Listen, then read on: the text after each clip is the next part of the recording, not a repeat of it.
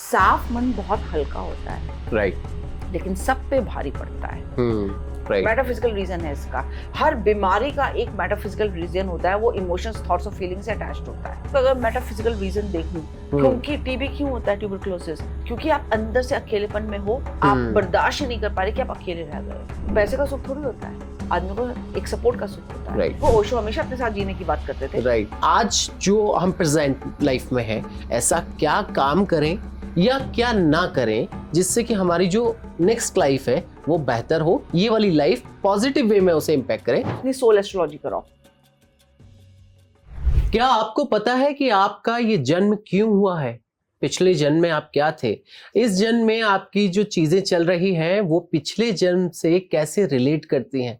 ऐसी बहुत सारी बातें, बहुत सारी जो चीजें हैं, ये आपके जहन में जरूर आती होंगी। कई बार आपने सोशल मीडिया पर भी इस तरह की रील्स को देखा होगा, कई सारे पोस्ट में देखा होगा जिसमें बताया जाता है कि आपका जो लाइफ है, अभी जो चल रही है, आपका बर्थ है, वो पिछले जन्म के कर्मास पे भी डिपेंड होता है। कैसे होता है, क्या होता है, इसी बारे में हमारे साथ चर्चा करने के लिए वर्षा संगल जी एक बार फिर से मौजूद है, जो कि पिछले 2 दशक से कार्यरत है इसी कार्य क्षेत्र में, और आज हमें बताने वाली है कि पास्ट लाइफ कैसे डिसाइड होती है, पास्ट लाइफ के अकॉर्डिंग हमारी न्यू लाइफ कैसे डिसाइड होती है, कैसे कर्मास काम करते हैं। मैम बहुत बहुत स्वागत है आज एक बार फिर से। Thank you. कैसे है मैम आप? बहुत बढ़िया।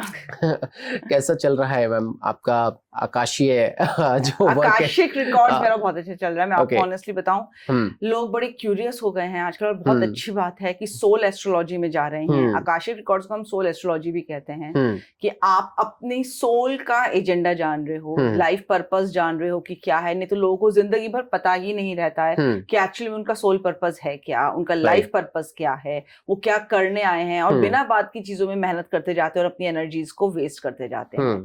तो अगर आप सीरियसली अपने एजेंडा के साथ अलाइंड है, पर्पस के साथ अलाइंड है, तो लाइफ कितनी इजी हो जाती है।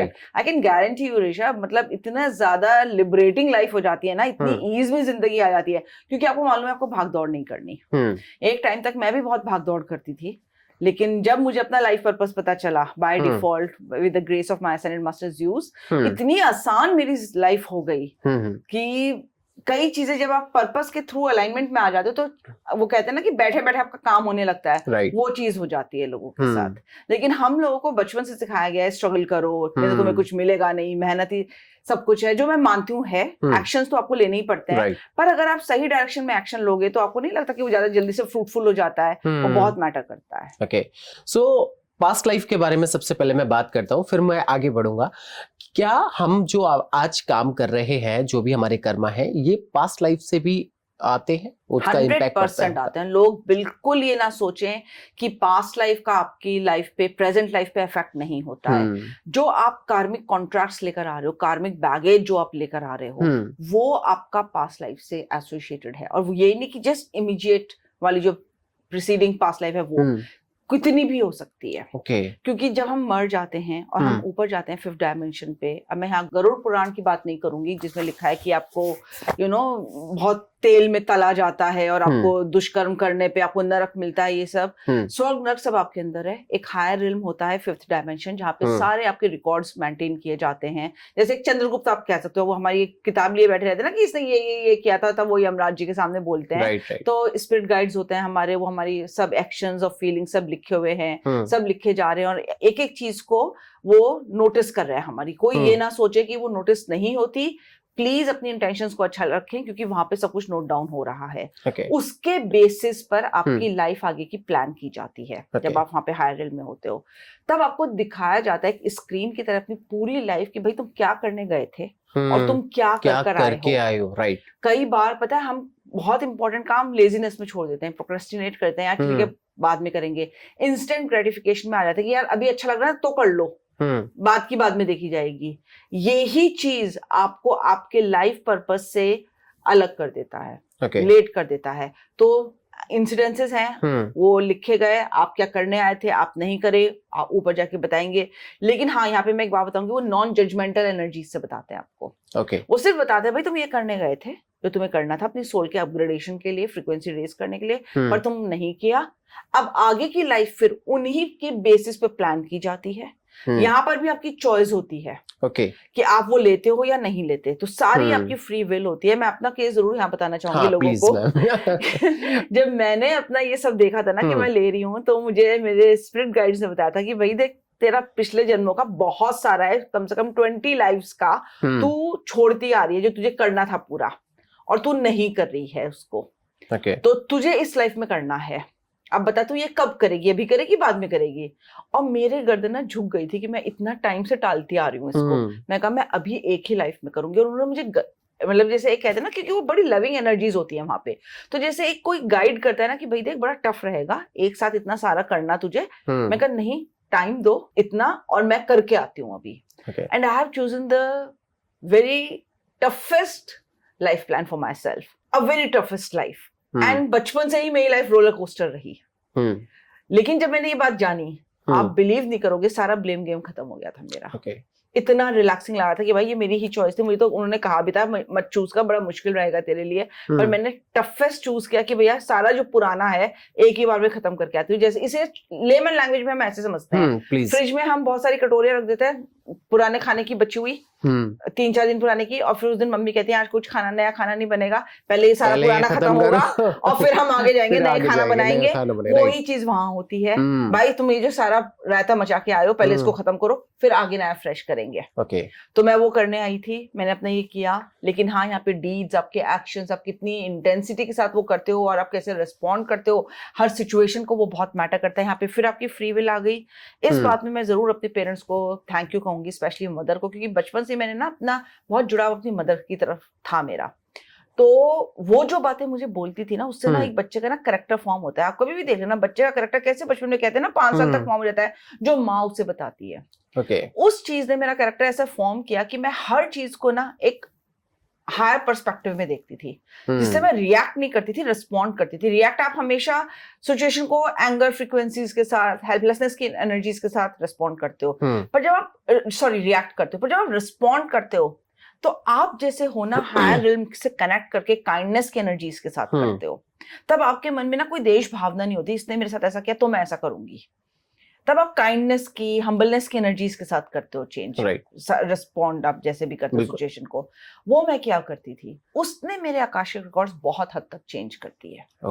तो मैं जनरली बताती हूँ लोगों को कि मेरे लाइफ में कहीं भी ये नहीं था कि मैं इस तरह का काम करूंगी।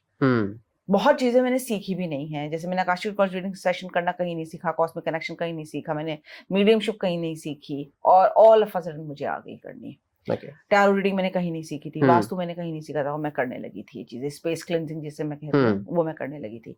तो अपने आप को ना कभी इतना डिग्रेड मत करो। हाँ, आपकी पास्ट लाइफ्स होती हैं, लेकिन उससे ऊपर एक होता है कि आप उस मोमेंट में प्रेजेंट में कैसे चॉइसेस बनाते हो, वो भी आपका डिफाइन करता है। आकाशिक में वो सब मेंशन्ड होता है। और पास्ट लाइफ से आप लेकर आते हो, और इस प्रेजेंट में, हाँ, तभी तो बहुत लोगों का मैंने पर्पस देखा है लाइफ का, फॉरगिव एंड लेट गो, कि भाई माफ करो और आगे बढ़ो। बहुत लोगों का ऐसा होता है, जो मेरा भी था, कि भाई तुम्हें पास्ट का बैगेज खत्म करना है, अपना फॉरगिवनेस में आना है सबको लेकर, और लेट गो करनी है चीजें। अगर आप वो कर लेते हो आसानी से, ट्रस्ट मी, इतना इजी हो जाती है आपकी लाइफ कि नहीं तो आप देखो, लोग कहते हैं मेडिटेशन में हमें थॉट्स बहुत आते हैं, मेडिटेट कर ही नहीं पाते हैं। क्यों? क्योंकि उनका पास्ट ही चलता जाता है, रुक ही नहीं पाते हैं वो। मेरे पास एक ऐसा केस आया था, एक लेडी आई थी मेरे पास अपना पास्ट लाइफ रिग्रेशन कराने, और वो मुझे अपनी बातें बता रही थी। मैं कहा अच्छा चलो ऐसा करते हैं, देखते हैं कि क्या प्रॉब्लम है, क्या आप पास्ट से लेकर आ रहे हो। तो जब वो गई, तो वो हायर रिल्म में जब मैंने उसे एसेंडेंट मास्टर्स यूज से और स्पिरिट गाइड से कनेक्ट करवाया, तो वो उसे ऐसी पास्ट लाइफ में लेकर गए जहाँ पे उसके एंसेस्टर्स उससे कनेक्टेड थे। और उसके एंसेस्टर्स ने कुछ फैमिली को लेकर अच्छा नहीं किया था। जैसे एक देश भावना में होता है ना कि पैसा ले लिया दूसरे का, दूसरे भाई का, और फिर मर्डर करा दिया, समथिंग कुछ ऐसी स्टोरी उनकी थी कि मर्डर करा दिया था भाई भाइयों में ही, कि मेरे बच्चे के पास आ जाए प्रॉपर्टी, इसके बच्चे ना रहें।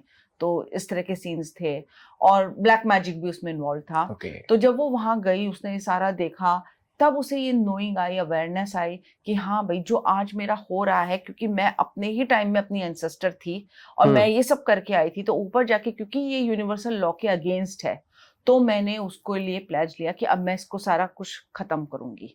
तो कई बार आप अपनी ही पास्ट लाइफ के जो एंसेस्टर्स थे ना अपनी फैमिली के, वो बन के आ जाते हो आगे की जनरेशन में कि भैया जो मैंने रायता फैलाया था उसको अब मैं क्लियर कर देता हूँ। मैं क्लियर कर देता हूँ। सो आकाशिक से किस तरह से अपने लाइफ पाथ को, मतलब कि मेरे जैसे मुझे आकाशिक कराना है और तो मुझे क्यों कराना चाहिए? क्या मेरे को प्रॉब्लम हो रही होगी, क्या चीजें हो रही होंगी जिसकी वजह से मुझे लगेगा कि आकाशिक की अब नीड है मेरे को? आपकी लाइफ में कुछ ठीक नहीं चल रहा, आप बहुत मेहनत कर रहे हो, आपको रिजल्ट्स नहीं मिल रहे, ठीक है, आपकी रिलेशनशिप खराब है, आपको धोखे बहुत मिल रहे हैं। और ये जनरली कैसे होता है, आपको अपने सगे भाई बहनों से, पेरेंट्स से ये चीजें आती हैं, या अननेसेसरी ऐसे कुछ पैटर्न्स और लूप्स है आपकी जिंदगी में कि वो हट ही नहीं रहे हैं। आपको कई बार फील होता है, आपको डरावने सपने आते होंगे, कई बार आपको बहुत, आप नींद में उठ जाते हो, तो हो सकता है कि कुछ ऐसी एनर्जीज हो जो पास्ट से आपको हॉन्ट कर रही होंगी, अभी प्रेजेंट में आपको हॉन्ट कर रही हो, तो उसका रीजन आप आकाशिक रिकॉर्ड्स में देख सकते हो। लोग इसको स्लीप पैरालिसिस भी कहते हैं। स्लीप पैरालिसिस ये होता है कि आप बोलना चाहते हो, आप बोल नहीं पा रहे, आपको भारीपन यहाँ छाती पे महसूस होता है, चेस्ट पे, आपके हाथ पैर बंध जाते हैं, आप नहीं बोल पा रहे हो, और कंटिन्यूअसली आपके पैसे अकाउंट से जा रहे हैं, चोरियां हो रही हैं, आपको समझ में नहीं आ रहा है, हार्ड वर्क करते हो, प्रमोशन नहीं मिल रहा है, आप जहां भी पैसा लगा रहे हो वहां आपको फल फूल नहीं रहा है, या बच्चे नहीं हो रहे हैं, मैरिजेस नहीं हो रही हैं, फैमिलीज में आपने बहुत लोगों को देखा होगा, नहीं होता। कई बार इसका देखा गया है कि एंसेस्टर से कर्ज है कि इस परिवार में कोई सुख शांति से नहीं रहेगा, फलेगा नहीं। जब फलेगा नहीं का कर्ज आ जाता है ना, तो वहां या तो शादियां नहीं होती, या यंग एज में बच्चे होते हैं लेकिन रहते नहीं है फिर वो, या बच्चे ही नहीं होते हैं। मैंने ऐसी एक फैमिली का आकाशिक रिकॉर्ड किया था जिसमें 2 भाई बहन थे, भाई का डिवोर्स, बहन का डिवोर्स, फादर बहुत एजिटेट हो गए थे जबकि अच्छी गवर्नमेंट जॉब में थे वो, और मदर बड़ी जल्दी यंग एज में एक्सपायर हो गई थी। और वो मेरे पास जब आई अपने आकाशिक रिकॉर्ड्स कहने, कहते लगता है मैम कि परिवार ही नहीं आगे बढ़ रहा है। तो जब मैंने उनके आकाशिक रिकॉर्ड्स किया कि एंसेस्टर्स में से, और वो भी 3 पीढ़ी पहले वाले पे कर्ज आ रहा था कि ये खानदान नहीं चलेगा आगे। अब क्या होता है कि 3 भाई हैं सपोज, या 4 भाई हैं और बहनें भी हैं, और सबका ठीक हो रहा है, या छोटी मोटी परेशानी, एक को सबसे ज्यादा प्रॉब्लम हो रही है, तो क्योंकि वो इस तरह का प्लान लेकर आया है कि मैं इसके साथ, क्योंकि उसके भी कुछ एजेंडाज हैं जो इस सोल फैमिली के साथ अलाइन हो रहे हैं, तो वो उस फैमिली को लेकर आया है। तो हम सोल फैमिली भी खुद डिसाइड करते हैं, जरूरी नहीं कि अगर आपके साथ हो रहा हो तो आपके सिबलिंग्स के साथ भी वो होगा, हो सकता है हो रहा हो लेकिन कम इंटेंसिटी पे, बहुत कम इंटेंसिटी पे हो रहा हो, सिर्फ लड़ाई झगड़े से, मन मुटाव से खत्म हो रहा हो, बाकी सब ठीक चल रहा हो। लेकिन जब आप उस सोल फैमिली को चूज करते हो तो मतलब आपका भी पास्ट लाइफ का एजेंडा रहा है, जो अपने आपने सोचा कि इस घर के बड़े इस तरह से थे, तो चलो यहाँ पे मैं अगर इस फैमिली में जन्म लेता हूँ तो मेरा भी पास्ट लाइफ का खत्म हो जाएगा और इनका भी खत्म हो जाएगा, तो मेरा और इनका साथ साथ हो जाएगा पूरा। तो आप उस फैमिली में अपनी सोल फैमिली खुद चूज करके फिर आते हो, तो ये बड़ा एक वास्ट एरिया में आ जाता है। ऐसे भी केसेस मैंने बहुत हैंडल किए हैं जिसमें पूरी सोल फैमिली मैंने आकाशिक रिकॉर्ड्स किया है, और उसमें पता चला है कि पूरी फैमिली इस तरह से परेशान है, कर्ज में है, सारे भाई परेशान है। एक फैमिली आई थी मेरे पास जिसमें एक बहन थी, 4 भाई थे, 2 भाई जेल में, तीसरा भाई वो उसके सिर्फ बेटियां और कुछ नहीं, और जो एक और भाई था उसके 4, एक बेटी को एपिलेप्सी थी, बॉर्न से ही वो परेशान थी, और एक बेटा बिल्कुल पढ़ने में नहीं था, एक बेटे ने घर छोड़ दिया था, बड़ी बेटी के साथ बहुत ज्यादा हर तरह का चाइल्डहुड में अब्यूज हुआ था, वाइफ उसके लिए भी ठीक नहीं थी, मतलब उनकी आपस में नहीं बनती थी, वाइफ उसको ज्यादा पसंद नहीं करती थी। तो जब मैंने उसका पूरा फैमिली आकाशिक रिकॉर्ड्स किया था, जमींदार फैमिली से थे वो, और उन्होंने बहुत टॉर्चर किया था लेडीज को फैमिली में, बहुत ज्यादा, कि वो लेडीज कर्ज करके गई थी। तो जब मैंने उस आदमी को, जब सेशन ली थी उन जेंट्स से, मैंने बात की, मैंने कहा कि आपकी मदर को भी बड़ी मुश्किल से आप पैदा हुए थे? कहते हाँ, मेरे से पहले 5 साल पहले मेरी मदर को, और जो जितने भी बेबीज हुए थे वो सब होते थे और मर जाते थे, या मेरी मदर कंसीव ही नहीं कर पाती थी, दिक्कत होती थी उसको, 5 साल बाद में पैदा हुआ था। तो कर्ज आ रहा था, क्योंकि मेजर कर्ज था, एंसेस्टर्स का आ रहा था। तो मैंने इस तरह की भी आकाशिक रिकॉर्ड्स देखे हैं जिसमें इतनी परेशानियां आती हैं, फिर हम उसको हीलिंग कहते हैं, और लोग सोचते हैं ना कि बस ऐसे रीड किया और ऐसे हील हो गया। भाई ये मैगी नूडल्स नहीं है, इट टेक्स टाइम। कई केसेस में मैंने देखा है 2 से 3 साल भी लगे हैं। तो ये ना सोचे लोग कि एकदम से ठीक हो जाता है, टाइम लगता है और आपको करना पड़ता है प्रोसीजर। जब आपको इतनी ज्यादा अड़चने होती है ना और ऐसी परेशानी होती है, और एक बार बताऊं, जब आपकी ये सब क्यों आ रहा है आपके ऊपर, क्योंकि आपकी फ्रीक्वेंसीज लो हैं। लो फ्रीक्वेंसीज में और भी अनचाही चीजें जो आपने नहीं सोची होती वो भी आके चिपक जाती है, मैग्नेट की तरह है। वो आ जाएंगी और इतनी परेशानियां आ जाएंगी कि आप उसमें अटक जाओगे। अब जिस बेटी को उसकी एपिलेप्सी था, उसमें वो पोर्टल थी एंटिटीज की, उसे रिलीज करने में टाइम लगा था। उसके और कैसे पता चलता है, दुर्गंध बहुत आती है, पिक्यूलियर दुर्गंध आती थी, और जिसमें थी वो एंटिटीज पोर्टल थी, उसकी बड़ी बहन को वो एंटिटीज परेशान करती थी। और जिस घर में वो रह रहे थे उसका ऑरा बहुत वीक था, वो एक पोर्टल था एंटिटीज का। तो बहुत सारे केसेस होते हैं जिस तरह से जो हम डील करते हैं, फिर उसको हील करते हैं, तो टाइम लगता है। लेकिन ऐसा कुछ नहीं है कि वो हील नहीं हो सकते। लोग बिल्कुल ये ना सोचे कि हम तो ये लिखवा के आए तो बस ऐसा ही रहेगा। भाई आकाशिक रिकॉर्ड्स हर वक्त एक्सपैंड होते रहते हैं और चेंज होते रहते हैं। वो टोटली आपकी इंटेंशंस पर, आपकी डीड्स पर होते हैं। और ये भी मत सोचो कि अगर आप ये सोल पर्पस या लाइफ पर्पस लेकर आए हो तो ये अडिग हो गया है। मैंने कितने लोगों का वो चेंज होते देखा। मैं आपको अपना ही बता रही हूँ, मेरा चेंज हो गया था। मैं ये नहीं लिखवा कर आई थी कि मैं इस लाइन में कभी जाऊंगी, और मेरा हो गया चेंज। तो आपके प्रेजेंट से भी बहुत कुछ चेंज हो जाता है।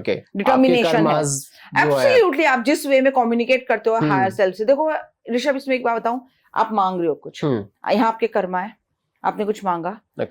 हर एक का जो मांगते हैं मैनिफेस्टेशन क्या पूरा होता है? नहीं होता है। जैसे हर एक कोई विजुअलाइज नहीं कर पाता, ठीक है।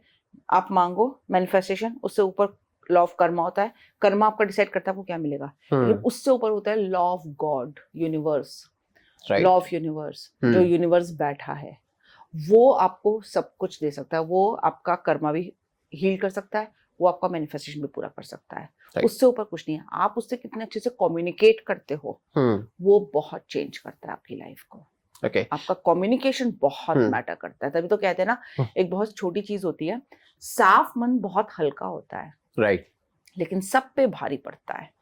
किसी का दिल इतना मत दुखाओ कि उसमें से हाय निकले। वो हाय हो सकता है आज आप मोमेंटरी किसी को अपनी ईगो में खुश हो रहे हो कि मैंने इसको नीचे दिखा दिया, आप खुश हो गए।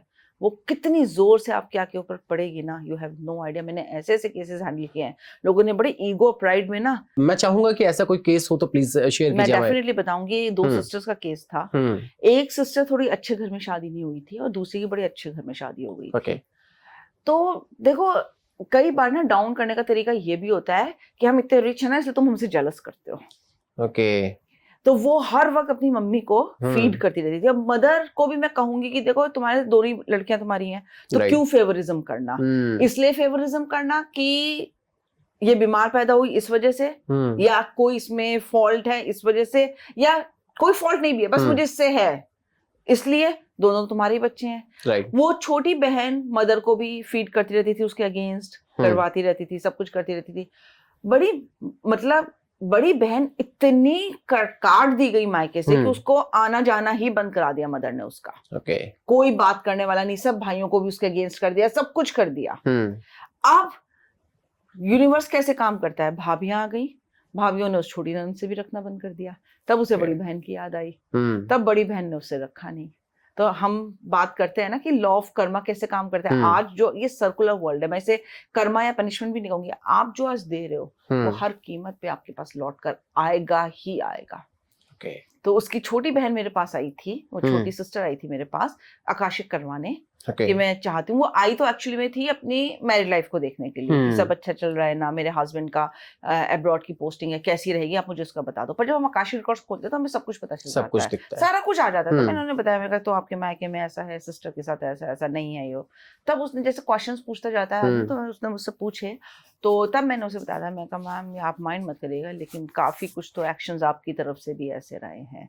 कहते हैं हाँ। मैंने कहा बहुत प्राइड की एनर्जीज आ रही हैं आपकी तरफ से, जो आपके रिकॉर्ड्स में आ रही हैं, कि ठीक है अच्छी बात है। देखो किसकी किस्मत कैसे लेकर आया, 2 ही बच्चे, अगर 2 लड़कियां हैं परिवार में, हर एक की किस्मत एक जैसी तो नहीं होती ना। लेकिन उसको ये दिखाना कि मैं अमीर घर में चली गई और तुम डाउन में हो, तो इस तरह से डाउन करना किसी को, this is against the law of nature. Universe इस सबको देखता है। तो मैंने कहा मैम मुझे लग नहीं रहा कि अब आपकी सिस्टर आपसे रखेगी, बाकी देखो कोई अचंभा हो जाए, कोई अजूबा हो जाए तो मैं कह नहीं सकती, अभी के हालात में तो मुझे दिख नहीं रहा है, मेरे ज्यूज मुझे मना कर रहे हैं कि नहीं रहेगा। तब उसने मुझे कहा था कि हाँ मैं मानती हूँ कि मैंने कहा है ऐसा और किया है ऐसा और मेरी वजह से ही उसका बंद हुआ था, लेकिन अब मैं बहुत रिग्रेट कर रही हूँ। मैं कहा मैम देखो रिग्रेट की एनर्जीज ना, अगर आप साफ मन से माफी मांगो तो भगवान बहुत कुछ चेंज कर देता है। आप देखो अब चेंज क्या मिरेकल होता है, लेकिन मेरे रिकॉर्ड्स में अभी के टाइम में मुझे ऐसा कुछ नहीं दिखा रहा है। तो ये चीज आ जाती है सारा कुछ। तो लोग कई बार ना, और ये सिबलिंग्स में मैंने बहुत देखा है, राइवलरी बाहर वाला आपसे क्यों करेगा, राइट? किसी को आपसे कोई मतलब नहीं है, मोमेंट्री हो सकती है राइवलरी, मोमेंट्री हो सकती है, मैं मान सकती हूँ भाई आपकी वर्क स्पेस में है या फ्रेंड सर्कल में, उसके बाद कुछ टाइम बाद आप उनसे हट गए, वो आपको भूल भी जाएगा, राइट? कुछ वो नहीं है, हमेशा के लिए कौन सी चलती है, जो आपकी फैमिली की होती है, और उसमें सिबलिंग्स हो गए या पेरेंट्स के साथ का कुछ भी हो गया, वो इस तरह से चलती है। उसमें बहुत ज्यादा योगदान पेरेंट्स का आता ही आता है। आपका अपब्रिंगिंग का, बिलीव्स का, कंडीशनिंग्स का, ये बहुत मैटर करता है। वो ही आपका सारी स्टोरी। अपब्रिंगिंग कैसे मैटर करती है भाई? आप ये देखो ना ऋषभ, आपके 2 बच्चे हैं, 3 बच्चे हैं, 4 बच्चे हैं, एक को आप खूब बूस्ट कर रहे हो और दूसरे को आप मॉरली डाउन कर रहे हो। बच्चे का कॉन्फिडेंस कोई सीख कर थोड़ी आता है ऊपर से, राइट? मोमेंट बाय मोमेंट वो कॉन्फिडेंस बिल्ड करता है। आपको क्या लगता है ऋषभ, मैं पहले दिन से इतने ज्यादा ज्ञानी हो गई थी? नहीं, कोई नहीं होता। आप सीखते हैं विद टाइम, राइट? जब आज से 20 साल पहले मैंने टैरो रीडिंग स्टार्ट करी थी, मैं रीड करते हुए डरती थी। दो मुझे ये गिफ्टेड था, सब था, एक मुझ में अंदर से करेज था। मेरे हस्बैंड हमेशा कहते थे कि नहीं तुम बड़ी अच्छी रीडिंग करती हो, ये और वो, लेकिन जब कोई सामने आके क्लाइंट बैठता था ना, मैं अंदर से डरती थी कि भगवान तू संभाल लेना, मैं कुछ गलत ना बोल जाऊं, ये प्रेडिक्शंस है, सच हो जाए, सब हम डरते हैं। मोमेंट बाय मोमेंट आपका कॉन्फिडेंस हाई होता है। उसमें आपके पेरेंट्स की कंडीशनिंग बहुत मैटर करती है। बच्चा कुछ नहीं भी है, मैं मानती हूँ हर एक कोई अच्छा नहीं होता पढ़ने में, मैं अच्छी नहीं थी पढ़ने में, मैं आपको सही बताऊं, कंपार्टमेंट पे पास हो रही हूँ, बैक बेंचर हूँ, इस तरह की थी मैं।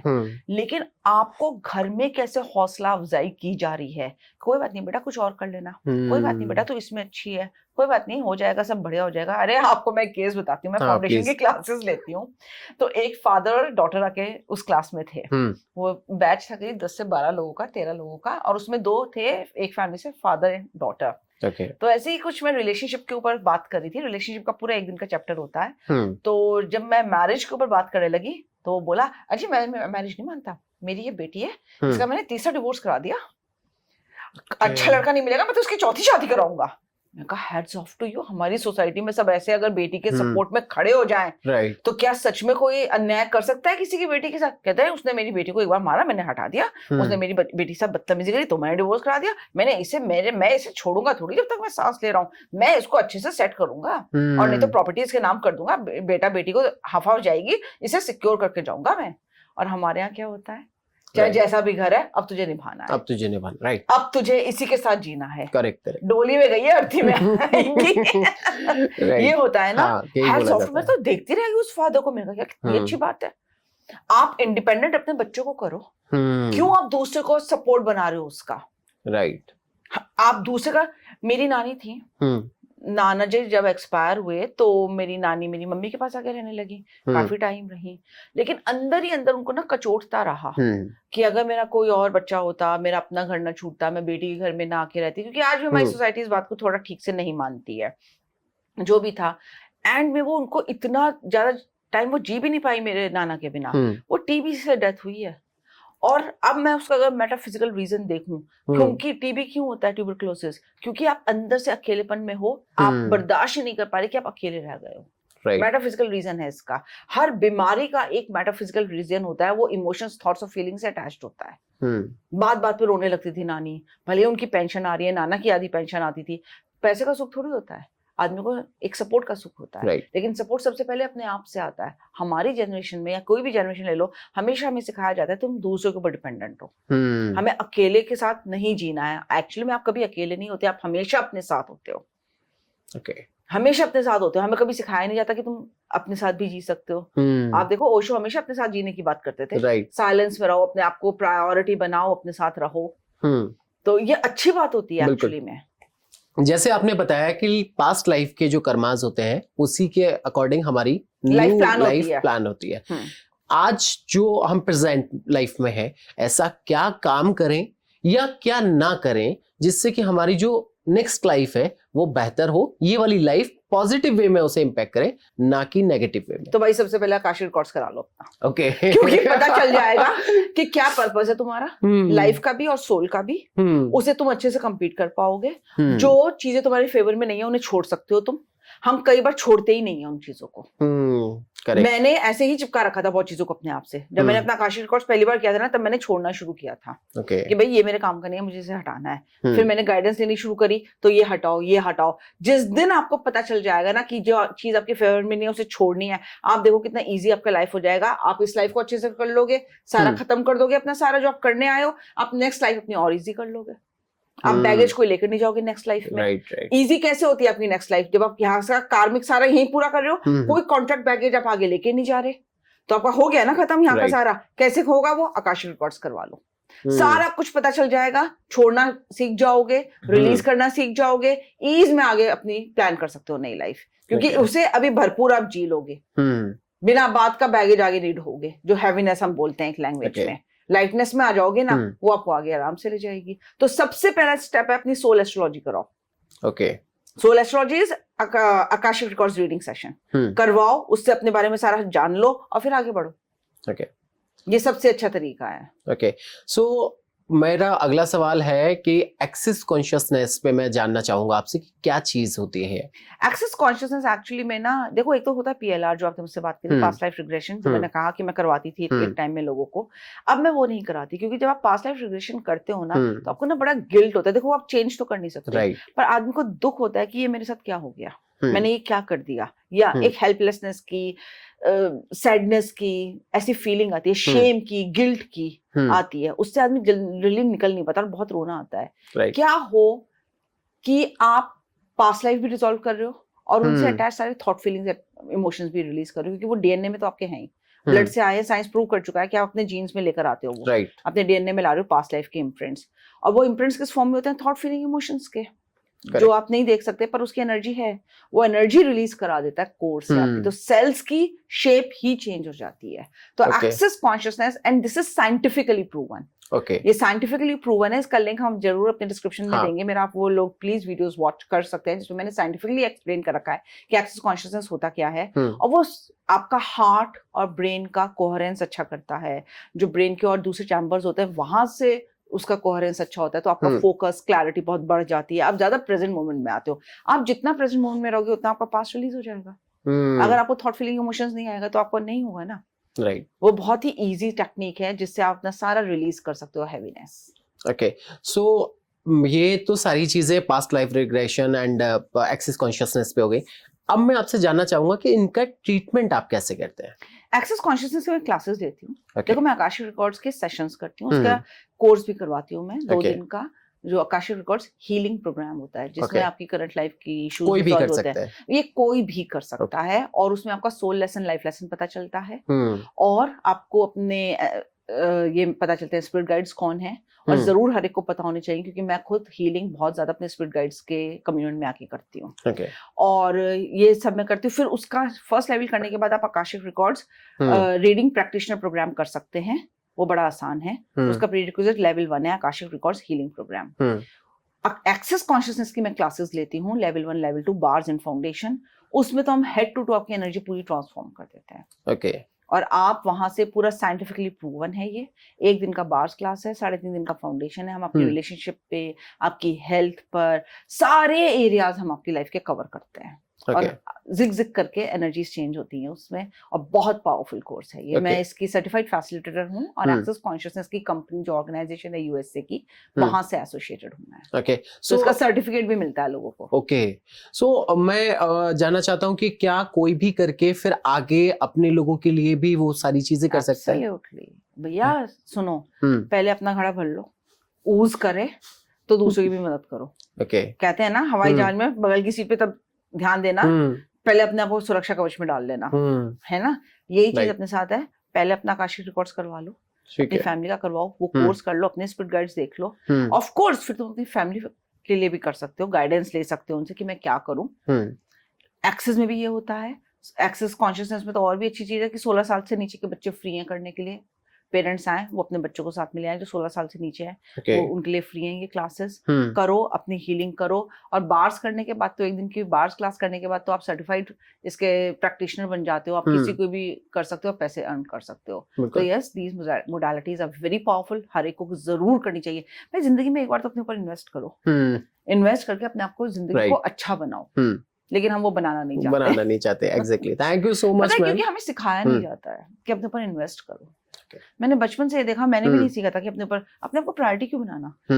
राइट है ना, लोग ये कहते हैं अपने बारे में मत सोचो इतना, दूसरों के बारे में सोचो। भाई क्यों ना सोचो मैं अपने बारे में। करेक्ट। मैं हूं तो है ना दुनिया, मैं नहीं हूं तो दुनिया नहीं है, तो अपने लिए सोचना तो बहुत जरूरी है। राइट। मुझे इन कोर्सेज ने ये सिखाया भाई अपने आप को प्रायोरिटी बना लो। बिल्कुल ma'am, thank you so much ma'am, आपने तमाम जानकारियां साझा की और मुझे लगता है कि ऋषभ आप क्वेश्चंस भी बड़े अच्छे पूछते हो। हैंड्स ऑफ टू यू, मतलब मैं सही बता रही हूँ, आपके क्वेश्चंस भी आउट ऑफ द बॉक्स होते हैं। थैंक यू मैम, सब आप ही लोगों के जो जवाब आते हैं ना वो मेरे को सिखाते हैं, और मुझे ना बड़ा क्यूरियस करते हैं ये सारी चीजें कि मतलब akashic records and access consciousness, past life regression, मतलब मेरे लिए ना एक मैजिक की तरह है, क्योंकि जो लोग नए होते हैं उनके लिए मैजिक की तरह होता है, मेरे लिए सच में मैजिक की तरह है। तो मैं ना जानना चाहता हूँ कि एक्चुअल में क्या होता है, और मेरे लिए यही मौका होता है क्योंकि आपके पास समय बहुत कम होता है और बड़ा मुश्किल से आप समय देते हैं हमको। So thank you so much for today, आप आए और आपने तमाम जानकारियां साझा की और समझाया बेसिकली कि क्यों करना चाहिए, किस लिए करना चाहिए और क्या क्या फायदे होते हैं। Thank you so much ma'am. Thank you. तो हमारे साथ थी वर्षा मैम, जिन्होंने बताया कि एक्सेस कॉन्शियसनेस क्या होती है, पास्ट लाइफ रिग्रेशन क्या होता है, कैसे काम करता है, क्यों करना चाहिए, और हमारी पास्ट लाइफ प्रेजेंट लाइफ से कैसे रिलेट होती है, और हमारी प्रेजेंट लाइफ में हम ऐसा क्या करें जो हमारी जो नेक्स्ट लाइफ होगी उसे पॉजिटिवली इंपैक्ट करे, ना कि नेगेटिवली। कैसा लगा पॉडकास्ट जरूर बताइएगा, कोई सवाल हो तो जरूर कमेंट बॉक्स में छोड़िएगा, हम जरूर आपका आंसर करेंगे। चैनल को लाइक, कमेंट, सब्सक्राइब जरूर कीजिएगा, इसी के साथ लोगों के साथ जरूर शेयर कीजिएगा जिन्हें इनकी सख्त जरूरत है। मेरा नाम है ऋषभ अग्रवाल, नमस्कार।